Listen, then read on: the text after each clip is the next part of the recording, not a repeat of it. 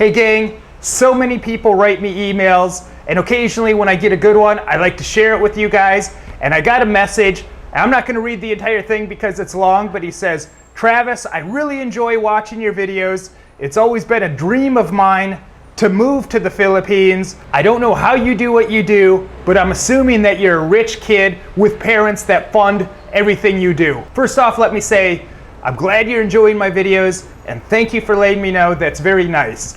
Now, the part where you say you're assuming that I'm a rich kid and my parents fund everything for me, I want to let you know that I understand how easy it is to make assumptions when you don't know the backstory of something. It's just like when I was in college. I had a full ride scholarship for wrestling, and a lot of other people would think, oh, he's just a jock, so he gets his school paid for free by the university. And what those people didn't see was I was 9 years old when I started wrestling. I spent hours of training. We spent money driving all over the country, going to wrestling tournaments. There was Friday nights when other kids were having pizzas and drinking Cokes, and I had to starve and dehydrate myself to make weight the next day. And it was a good 9 years at least before I got that scholarship. 9 years, almost a decade of working really hard and putting in all those hours and time and money. But to them, it's just something I got because I'm lucky. Now, I don't know much about you, but it seems to me that you're the type of guy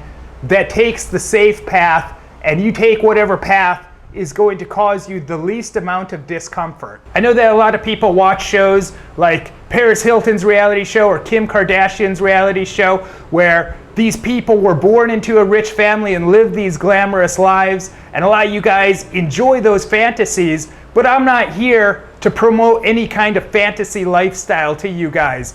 Don't waste your time fantasizing about things that you can't change. If you're 5 feet tall, don't waste any time fantasizing about being 6 feet tall. Spend your time fantasizing about things that you can actually do something about.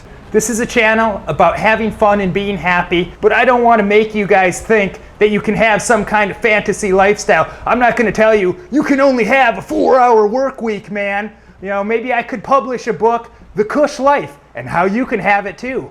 But that would all be BS, and I'm not going to do that, even if I could probably sell a lot of copies to people looking for the easy way out in life. Now, I know that you think that I have the easy life, but let me tell you, anyone that's a creative person that sets out to do something creative for a living, that's not taking the easy way. There's been times in my life where I've been homeless, had to sleep in my car, but you know what? During these times, I never got real upset about it because I had faith and I knew it was only temporary. The last time I was homeless and had to sleep in my car, I was 27 years old.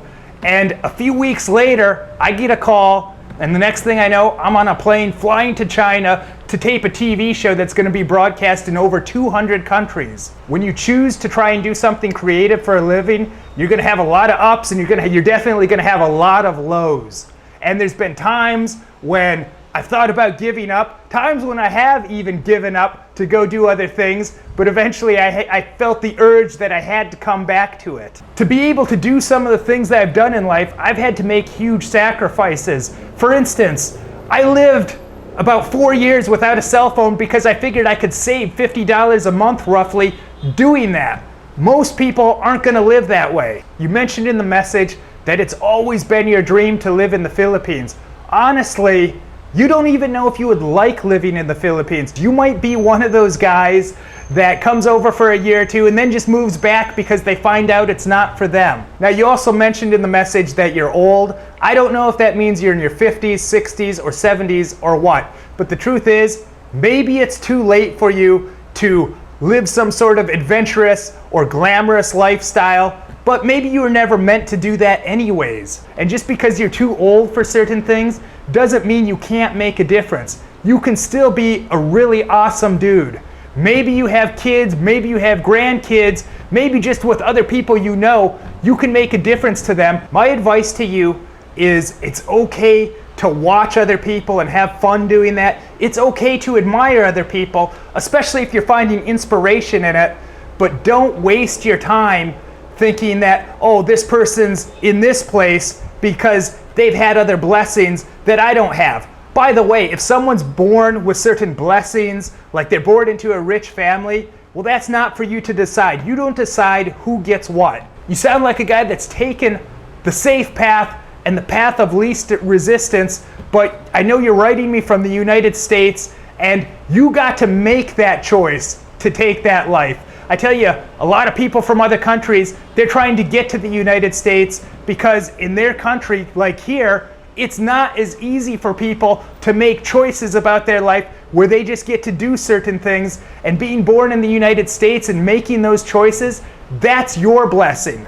So just be grateful, be happy, and just have fun. And be a cool dude, and your life is still worthwhile. Don't go around thinking about what others have that you don't have.